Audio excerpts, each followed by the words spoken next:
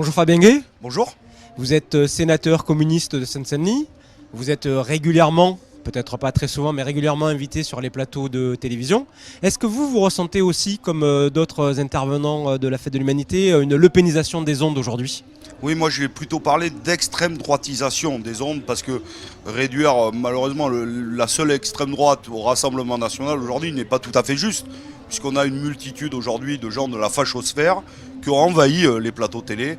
Ça peut aller de Boulevard Voltaire, de journalistes de Valeurs Actuelles et de tant d'autres, ou de spécialistes qui se disent spécialistes ou chroniqueurs et qui en réalité sont des hommes ou des femmes d'extrême droite et qui ont envahi les plateaux de télévision.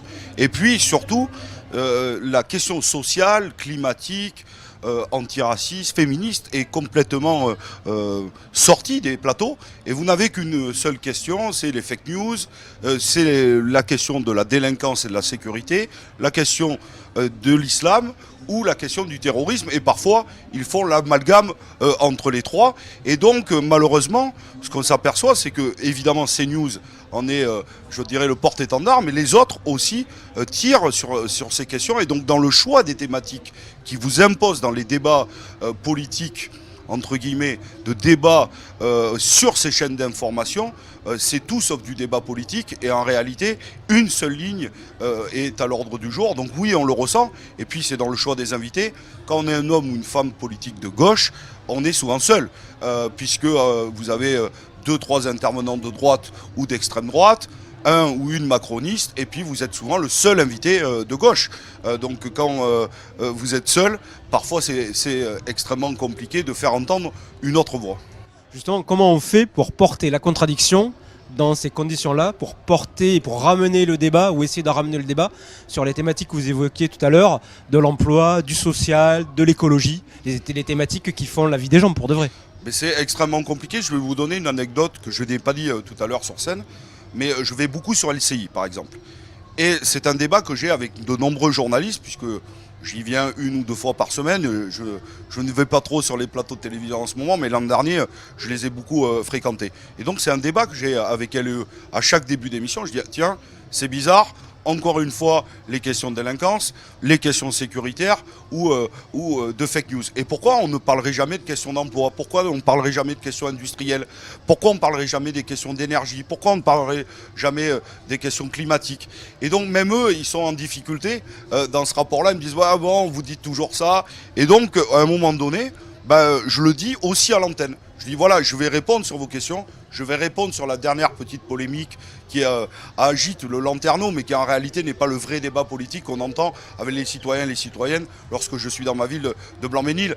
Mais je veux aussi qu'on parle de questions d'emploi. J'essaie de toujours caser une question de lutte sociale. Donc oui, des fois c'est extrêmement compliqué. Moi aussi, parfois, je m'en lasse. Et c'est pour ça que depuis plusieurs mois, je ne vais plus sur des plateaux de télévision. Mais je pense, j'ai souvent changé d'avis, que c'est aussi important d'apporter une contradiction. Parce qu'une partie de la population, pas tout le monde, s'informe aussi uniquement par ce canal-là ou par d'autres. Mais celui-là, en tout cas, aujourd'hui, il est devenu prégnant dans nos vies. Je suppose qu'il n'y a pas que les élus communistes qui déplorent cette... je reprends l'expression extrême droitisation des ondes. Est-ce qu'il n'y a pas quelque chose à réfléchir justement dans la sphère politique pour interpeller le gouvernement, pour qu'il y ait aussi des mesures qui soient prises pour garantir justement un pluralisme des médias et le fait que sur ces médias, sur ces chaînes d'information, l'information soit bien traitée? Mais alors c'était un débat que nous avons eu là. Certains pensent qu'il ne faut plus aller sur les plateaux de télévision et comme ça le CSA, ce qu'il vient de faire notamment pour CNews, puis dire il n'y a plus de pluralisme représenté sur vos plateaux de télévision et les condamner lourdement, malheureusement pas assez pour que CNews respecte les règles. Donc ça c'est une question, mais moi je pense que la véritable question, il faut s'attaquer à la concentration des médias par quelques milliardaires, parce que c'est avec cette concentration-là qu'aujourd'hui vous avez une seule ligne politique, entre guillemets, en tout cas Il y en a une qui est très à l'extrême droite, le Fox News à la française, qui est CNews, mais les autres courent après elle.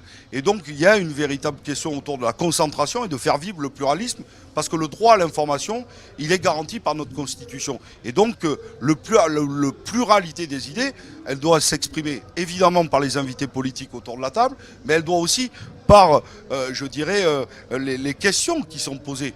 Franchement, regardons les débats que nous avons, mais même aussi sur le service public, malheureusement, et je suis bien malheureux de dire ça, mais lui aussi ne joue pas son rôle complètement, parce que quand vous passez à la télévision, même sur les services publics, sur les questions qui peuvent intéresser les gens, je rappelle que l'emploi est le deuxième, les questions d'éducation sont la troisième préoccupation majeure des Français, et après la crise du Covid, avec les enfants, c'est une véritable question, elles ne sont jamais traitées. Donc il faudrait une autre grande loi, parce qu'il y en a déjà eu, anti-concentration des médias, et puis donner les moyens et un autre rôle au CSA pour sanctionner plus fermement ces chaînes d'information.